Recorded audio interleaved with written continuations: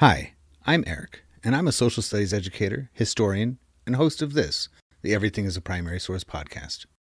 I'm also an avid collector of popular culture artifacts. I love what I find at thrift store outlets, garage sale leftovers, and what I spot just making my way around the built world.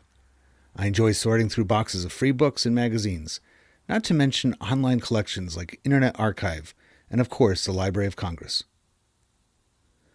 But you don't need to spend your time digging through bins or following online rabbit holes to get a look into the past. The movies and TV we watch, the books we read, and the games we play are all documents of the past. So is fashion, food, music, toys, even the roads we travel on and the places we live and work in. Everything is a primary source. This podcast is the result of exhibiting these kinds of artifacts in public, getting passersby to select an item they connect with, and then chatting with me to see what it says about the time, place, and people who made it. The conversation you are about to hear, therefore, is your history, my history, our history, through popular culture.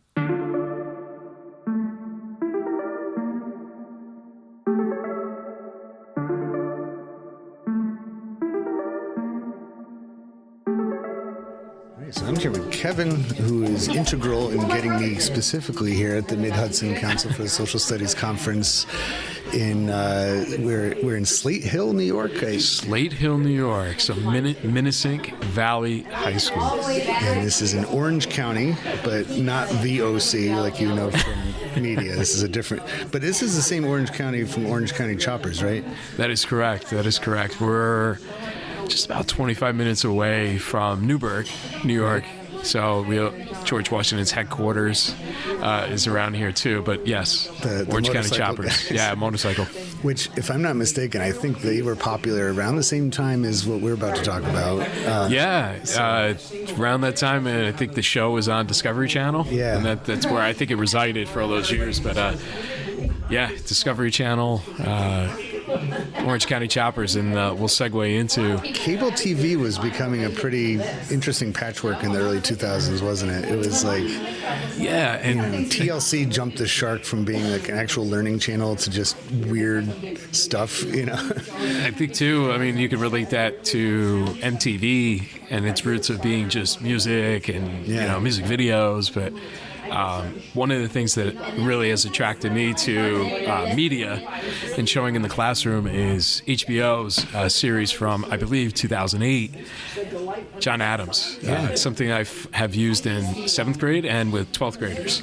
It's the superior of all those kinds of dramas. I've used it in my classroom as well, and the kids, they ask for it because they like it so much. And I'm sure you're like me. One of the things I like so much about it is the camera work. That it's shaky. You feel like you're right there with the characters. Yeah. And so the question I have for you is, what ideas or behavior does this convey? Do you think that's part of what they're trying to get across by, instead of having most of the miniseries filmed that third-person perspective? Mm-hmm. Why do you think they put us right into it? I think they wanted us to, number one, the first thing that pops to my mind is one of the scenes with a young John Quincy with his mother looking over at the Battle of Bunker Hill. And not just John Quincy being young, but also Abigail Adams being vulnerable, scared, nervous, concerned. And I think that was felt, as anyone, amateur historian or a teacher could tell you, that was the feeling amongst especially people around Boston at that time. And I think the camera work, but also just the way that the script was conveyed. Again, the words, and again, the actors. I think I think it's a masterpiece. I really do, because the way it was shot, the acting, the actors and the actresses. Even I'll take a little slight detour, but Laura Linney, who played Abigail Adams, she's been known to do some conferences and talk about her research about what it was like to learn about Abigail and how, again, I'm a social studies teacher. I think she nailed it. I think it was incredible. So I think with how they shot it, the acting, who the actors were, Paul Giamatti is John Adams. Yeah. You get that vibe from Paul Giamatti. that John Adams was like a little kind of chihuahua, strong and mighty, but sometimes he was a little overwhelming. Cantankerous and just. So they nailed it. Yeah. And obviously they probably had, I haven't done this kind of deep research, but I'm sure that the producers and also HBO and their acclaimed success run with so many series, they definitely had some advisors to the writers and to the producers about how to convey those vulnerabilities that colonists felt, concerns that they had, but also how torn they were.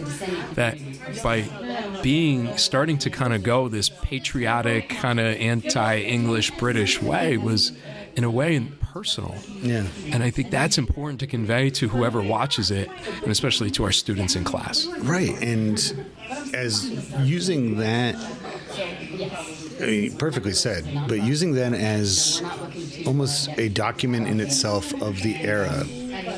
That scene you described of them looking over the harbor and seeing, the action in Charlestown with the Battle of Bunker Hill is among my favorite moments in that entire miniseries too. And I feel like, much like all other media in that same era, 9/11 had its influence, right? That they were kind of, that vulnerability, that look of confusion, of fear. I mean, the battle's taking place miles away, but she calls after her son who runs to, almost like the people in the surrounding boroughs around New York as that terrorist attack was unfolding. And the images are very similar. Like that raw footage that we've all seen and has made our stomachs turn of watching a plane hit a building. We're so familiar with the skyline of New York in so many different forms and presentations, and then having it marred in such a terrible way. I feel like in that particular scene in John Adams, they were doing a side by side in a way. It was almost like this was their same version of that, and the feelings that they had. Because then, almost as powerful, or on the same level, is the next scene, when all of the casualties are slowly making their way home, and she sees an arm, and she's like, "I know that boy." It is very similar to the way that people were looking for their loved ones and waiting for them. Same era was the Steven Spielberg version of War of the Worlds, which is basically a 9/11 story, right? It uses the same kind of things.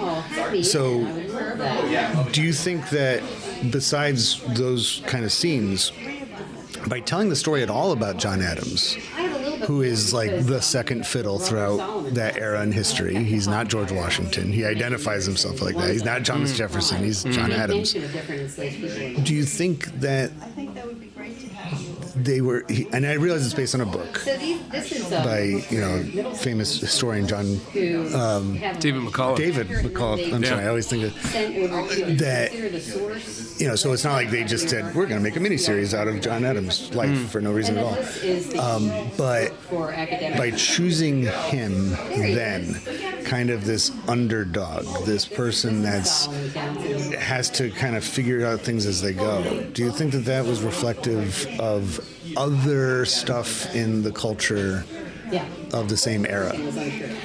I mean, the way I think about John Adams is exactly how you said, underdog and underrated. And I think it's important that, and HBO nailed it, so I guess I'll use what HBO said, is the kind of the tagline for the show. And if my memory serves me, it was John Adams united the states. It was he united the states. He united America. It was something like that. And again, I'm going to go back to what I said, is it showed his vulnerabilities. And he does play second fiddle. Yeah. And at times he wanted not to be, but he was finding his way. to figure out how this was all going to work. Yeah. And then we see that as president. And I just came back last week from Mount Pelier, where I was very fortunate to be one of 30 teachers who attended a seminar with Dr. Lindsay Shervinsky, and she's amazing and great. And her favorite historian was David McCullough. And John Adams is focus of her second book, not being paid to rep her book, but her first book was about George Washington and the cabinet. No less, now she's the executive director of the Presidential Library for George Washington. But in so many words, what she says is George Washington, again, created so many presidential executive branch precedents. Yeah. And John Adams began to learn from those and forge them. And I think that's a key word, is now how I'm going to teach students is forging these precedents that he would think would work. Yeah. Because he was figuring it out and being vulnerable to how this thing was going to work. And that's a mark of a great leader. And we see this throughout many points in American history, is great leaders are visionary. Right. And I think it's important as social studies teachers to convey that to students, that visionary is to, again, have a plan, but long term, and how that encompasses, and how it's going to encompass this new project. Yeah. All Americans. He was really visionary and revolutionary. He is the revolution, really, because that exchange of power from Washington to Adams, I suppose, maybe more so Adams to Jefferson, is the end of the revolution, because it's saying, so the beginning, and he even addressed what the beginning was. He's like, no, the Battle of Lexington and Concord, that was the product of our revolution, right? The war it came from our revolution. Those ideas were already there. But him becoming the president of the United States ended that era of being able to say, all right, we have a new government.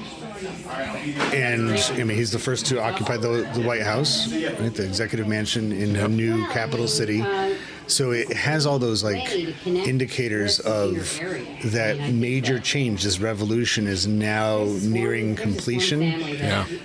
The documentary also comes from another revolutionary era in our history. We tend to have new eras and revolutions all the time as time goes on, and so that it represents that very well. One of my favorite scenes also, I have 10 favorite scenes, but one of my favorite parts later on in the series is when John Trumbull, the painter, presents Adams with the painting of the Declaration of Independence. And John Adams is just so he's like, that's not how it happened. We weren't all standing there proper and submitting this document. It's like people signed it as they went, throughout that summertime. And he's already commenting on that, please don't hold us to be something we aren't.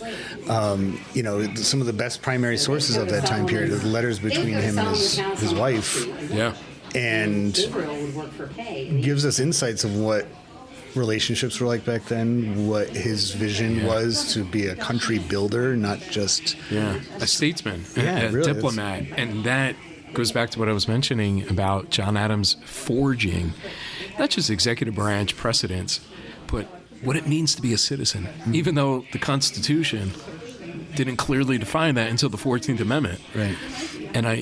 And that's why I marvel at someone like John Adams, who, again, finally, and should continue to have his moment in historical fields and scholarship, but out in public. Yeah. Again, a well-done docu-series by HBO that, again, more teachers, it's possible to use it in 7th grade, which I've done, and it's possible to use it with 12th graders, at least here in the state of New York. Our 12th grade government course is a half-year course that the students have to go through, and I go back to the Revolutionary era, the Declaration, and that it's a birth certificate, and that here's an individual, and here's his role in the formation of it, and again, how he was vulnerable. He changed. He had to think about his family. He had to think about not just his children, but his grandchildren. And I marvel at his story like so many others, and I hope as Americans today again, the students that come into our classrooms, we can convey to them that in the grand scale of things, and I'll tie this in as best I can, we just had one of our presidents turn 100. First one, Jimmy Carter. Jimmy Carter, when he turned 100 several weeks ago, was closer to John Quincy Adams' inauguration. And then it was just crazy. So you think that American history is almost 250 years old, but how through someone's eyes like John Quincy Adams and his own diary entries have been documented by the Massachusetts Historical Society, and there are volumes and volumes and volumes of them. And I'm not speaking like an expert. I haven't read them, but I've read excerpts, and it's someone like John Quincy that now I think deserves a docuseries, because he was young, as we mentioned at the top of our chat. He was young with his mother, who was also vulnerable. And he got to see that. He got to see soldiers coming back from the Battle of Bunker Hill, people fleeing the city of Boston. He saw those atrocities. He saw the violence. He saw probably people within his own community change their point of view about their stance on Britain. And John Quincy Adams can be another docuseries, because his life then stretches, as we know, and I'm sure a lot of people listening know. He becomes president, and then he returns to the House of Representatives. Right. Who does that? But a man of service. He was a statesman, and he believed in that. But where did he learn that? His father. But he also learned the importance of what it meant to serve and to be educated and treat others with respect and hold yourself to be a gentleman. He learned that from his mother. And I think John Quincy Adams is another, again, hopefully maybe we should send this to HBO and convince them to, again, pick up on John Quincy's story, because students can also learn a lot about what it means to be a citizen by his story and not just his father's. We've cycled through, as a society, as a pop culture, the founders, right after Adams came Hamilton, right? All the focus on Hamilton through the Lin-Manuel Miranda Broadway show, and he became the star for a while. It seems to have returned back to Franklin. He's the hot topic lately of that. I would hope that at some point or another we kind of break from that era and move on to a figure like Adams. Jackson's brought up a lot, and that was his big political foe, was Jackson. And it would be great to have a John Quincy Adams focal point. There's books written about it, but books don't nearly get the attention from the public as a movie or a miniseries or something like that. I think because of the ability for people to stream now, I would hope John Adams, the series, again, is, I guess, trending on HBO Max, on their platform. And I think that is just an amazing opportunity to re-engage our citizenry, especially, and then allowing teachers to have the ability to, again, have clips, have actual materials. And I think, again, it's teachers like us who are here doing the hard work, but it would be great to engage other organizations or even HBO themselves, is to actually build that curriculum using those clips, and then getting it into the hands of teachers, free of charge. Because I'm blessed enough to have a streaming service, Max, and I guess I'll share a little personal story. My wife and I are expecting a son. Well, congratulations. Thank you. And we're super excited. As a fan of Thomas Jefferson, we're naming our son Thomas. Nice. But also, because of our faith, Thomas being one of the apostles of Jesus. So Thomas, and another personal reason for my wife and I, we've chosen Thomas. We're going back and forth between the middle name, but I can tell you and tell the audience that it looks like John is going to be up there. One of the things that bonded my wife and I early on in our relationship in 2021 was when she started coming over, us dating seriously, was watching the HBO series John Adams. There it is. And when we watched it through, one of the first things she said out of her mouth was, "Wow, incredible. Yeah. What a life, what a legacy." And then she said, "I'm disappointed. I didn't learn a lot about him when I was in school." And she didn't want to shame her teachers. But as we become to know the news of us expecting a son, instantly, one of the first things we talked about was, I was John. Plus, it's my middle name, and it's also my father's middle name. But I'll tell the audience this too. I pushed for John Quincy. I didn't get far. Too on the nose. But maybe maybe it'll, depending upon how the polling goes. We got some time until March comes. But my wife does like Quincy as a middle name, but she really, really loves John. And that series really opened up her eyes, and we've watched it here and there. We watched it once together, but then we'll just watch random episodes. But especially on July 4th, we watched, I believe it's episode 3 is the Declaration episode. Yeah, I do that every year. And it moves us. Yeah. It moves us, and we make sure to watch it to remind us. And I think, again, whether it just, not just because I'm a history teacher, but my wife is not a history teacher, she began to own that era of the revolution and felt a close connection to someone like John Adams. She knows that I'm going to be going to Boston for the National Social Studies Council, the National Council of Social Studies conference in Boston in late November.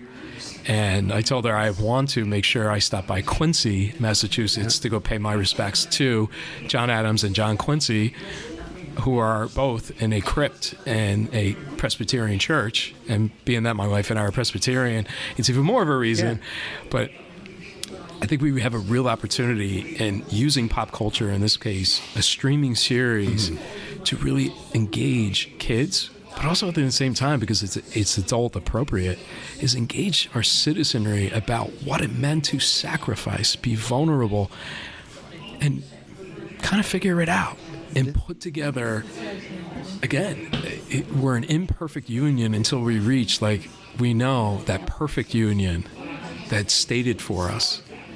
And I think that inspires me as a teacher to continue to grind, endure, and conquer to make sure that I see through what was bestowed to me.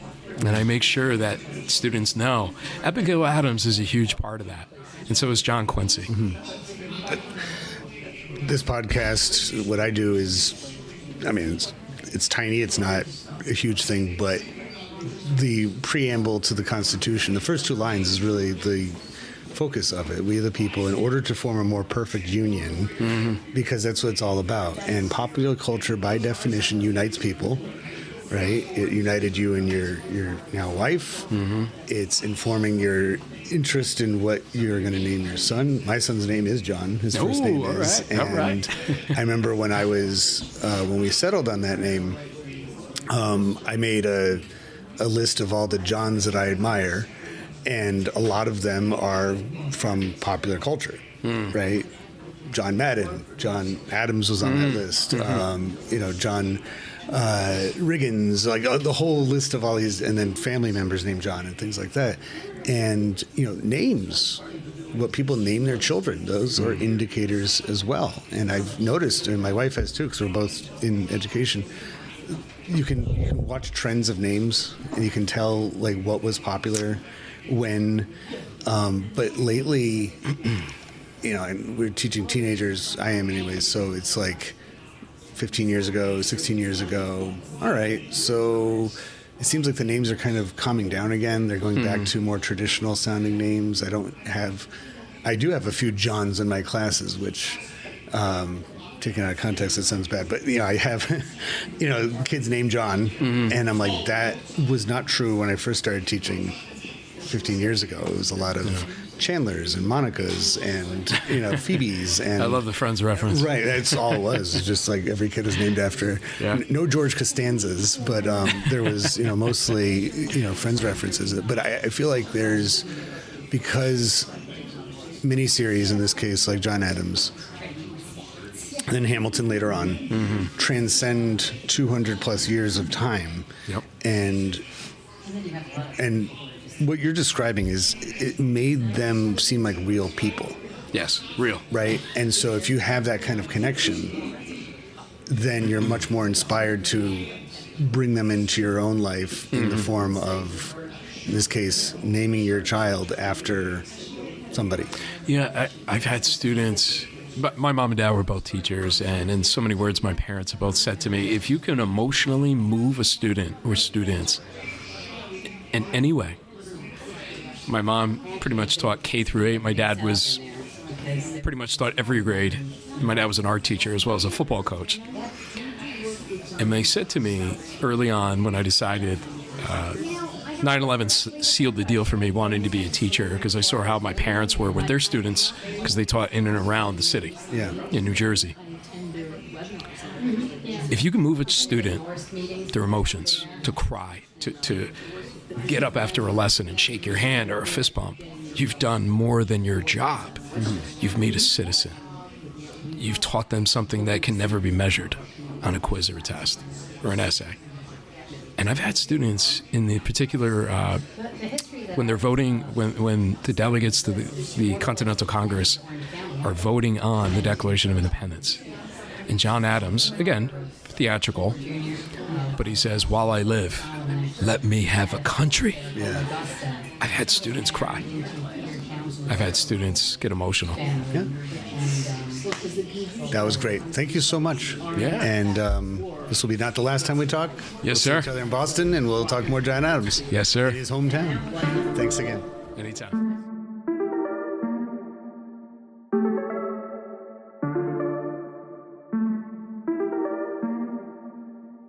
Popular culture, by definition, connects and unites us, and proves that people of different backgrounds, in fact, have a lot in common with one another. I hope you enjoyed this conversation, at least in part, for that reason. If it connects with you and you'd like to add to it, or any of the podcast episodes, just visit everything-history.com and search for the Everything is a Primary Source project, which can be found in the classroom section of the website. We'd love to hear what you have to say. Be sure to rate and share this podcast wherever you are listening to it now, and follow Everything as a Primary Source on social media, including YouTube and especially Instagram. Thank you for listening to the EPS podcast, where everything is a primary source.